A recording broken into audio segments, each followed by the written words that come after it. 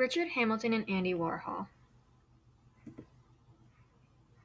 Richard Hamilton was among a group of young British artists, architects, and critics who got together in the 1950s to discuss aspects of visual culture that weren't considered part of a traditional artist training.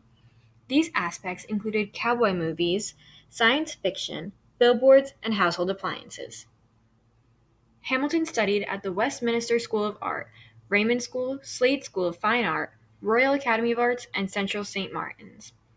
He participated in pop art, modern art, and contemporary art, and the medias he used the most were collage, printmaking, and painting. One of Hamilton's most significant paintings is known as Just What Is It That Makes Today's Home So Different, So Appealing? Created in 1956, the media he used here was collage. And this piece was very significant because it was the first work of pop art that was able to achieve an iconic status. In his piece I'm Dreaming of a Black Christmas, Hamilton first referenced the song in an oil painting in 1967, using reversed colors from a color negative film. Here, Hamilton used another negative, taken from his earlier painting, as a basis for this one. The painting's reversed colors now appear in positive, an eerie echo of its cinematic source. Created in 1971, this was screen print on colotype with pasted paper sticker. In four self-portraits, Hamilton uses portraiture as its starting point, but uses new media to expand its boundaries. Hamilton uses four images rather than limiting the portrait to only one. The artist took Polaroids of himself and added layers of acrylic color. Then, after 10 years, he digitally converted the photos into transparencies to be made into enlarged prints. Mounted on canvas, they epitomize the layered way in which Hamilton's work deal with artistic media.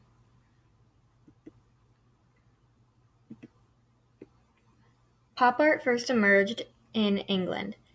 Before coming up with the name pop art, the term used for the movement was the New Brutalism. Pop art's main ideal is to bring pop culture into an art form.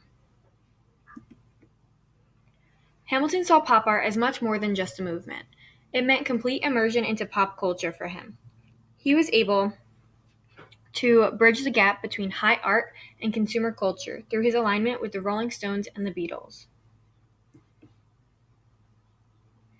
Hamilton was a founder of pop art, along with being a visionary who outlined its aims and ideals.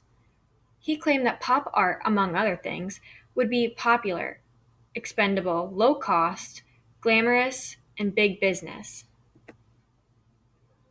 His early works from the 1950s remind modern viewers of how strange inventions like the tape recorder must have seemed when they first came to be.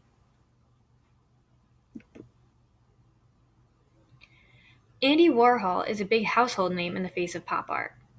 He was a leading figure throughout the visual art movement.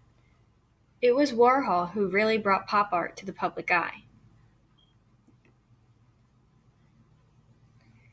Warhol's screen prints of Coke bottles, Campbell's soup tins, and film stars are said to be part of the iconography of the 20th century.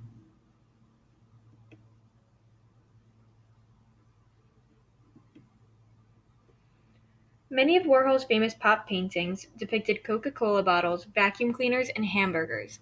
This use of iconography left a big influence on not only Hamilton's later work, but also the pop art genre altogether.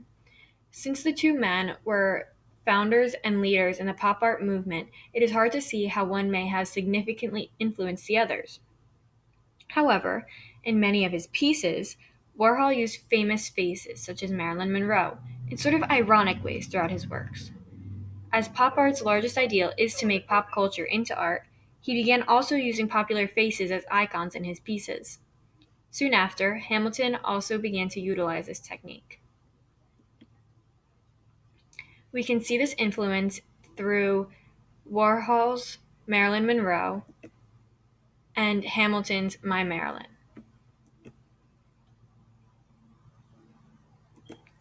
In conclusion, Richard Hamilton was an avid representation of the fundamentals of pop art.